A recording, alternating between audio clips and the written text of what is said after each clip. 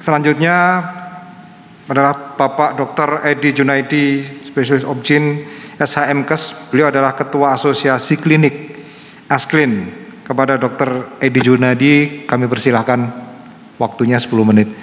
Terima kasih. Baik. Assalamualaikum warahmatullahi wabarakatuh. Waalaikumsalam warahmatullahi wabarakatuh. Ya.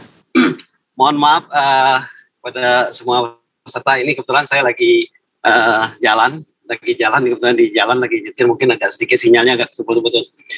Prinsipnya gini, terima kasih untuk acara ini, dan yang terhormat Pak Dirut BPJS yang baru, Pak Prof. Gufron, kemudian Ketua DJSN, dan para direksi BPJS, dan juga kepada para narasumber yang lainnya.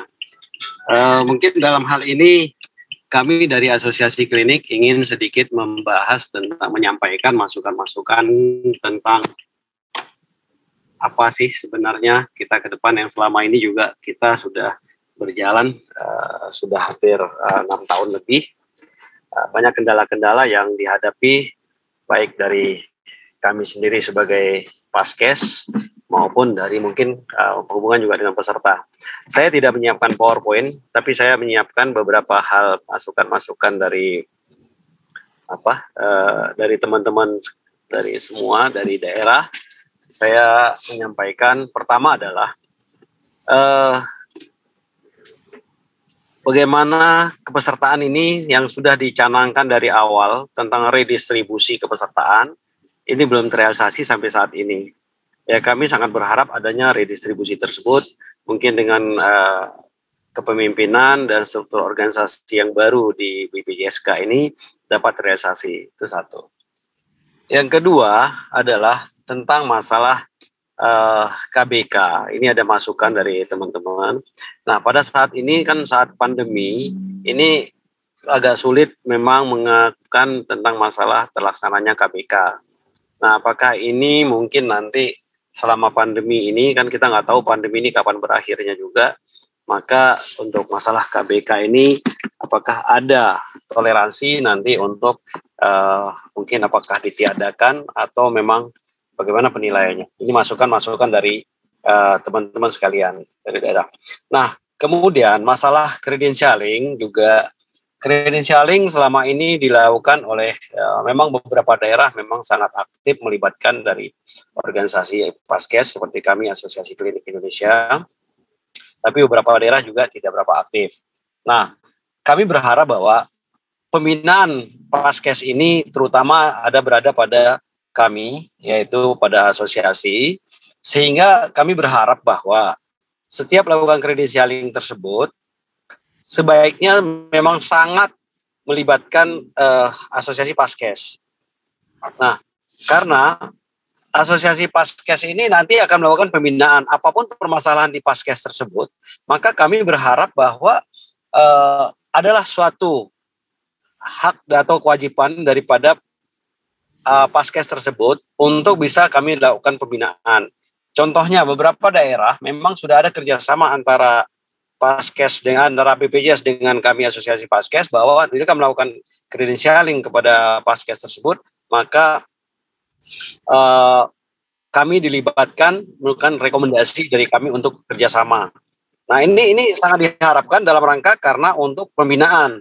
Jadi kalau tidak, nanti kita mengharapkan mutu.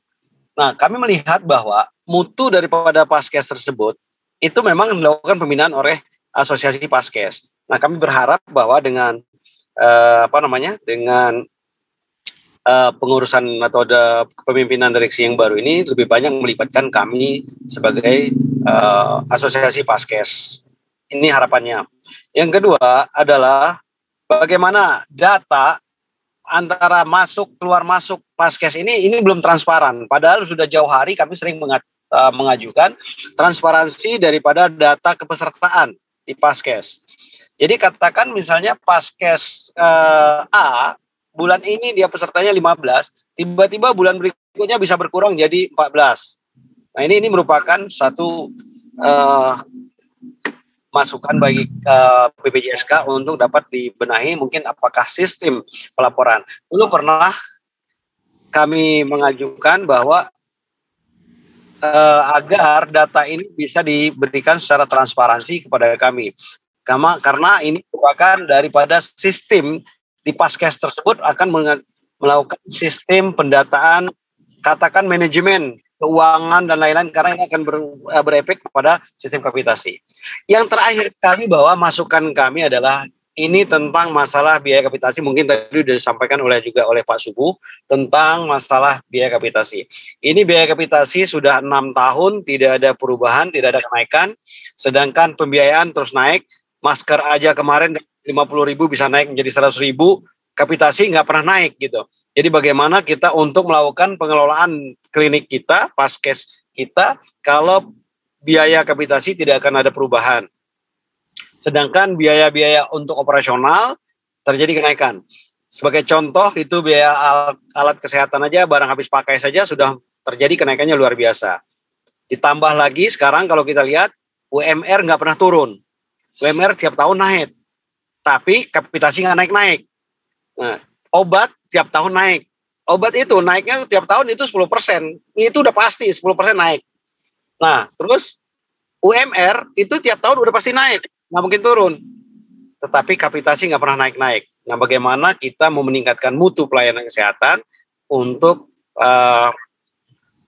untuk memberikan pelayanan kepada masyarakat. Nah, kami berharap bahwa poin-poin yang kami sampaikan tadi untuk dapat diperbaiki atau dapat kita duduk bersama kembali untuk bagaimana ini dibenahi untuk agar pelayanan kesehatan bisa lebih baik.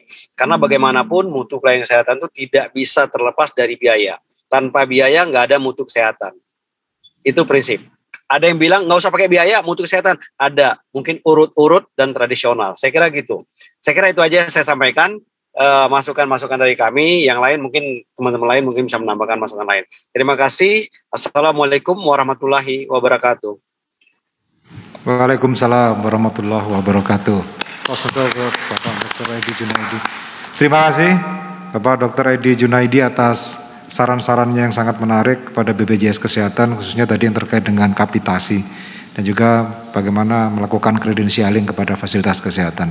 Insya Allah kita sudah tangkap masukannya Pak, nanti kita akan jadikan rencana pembahasan di internal BPJS kami untuk meningkatkan kinerja kami kepada asosiasi klinik dan seluruh stakeholder kami. Terima kasih Pak.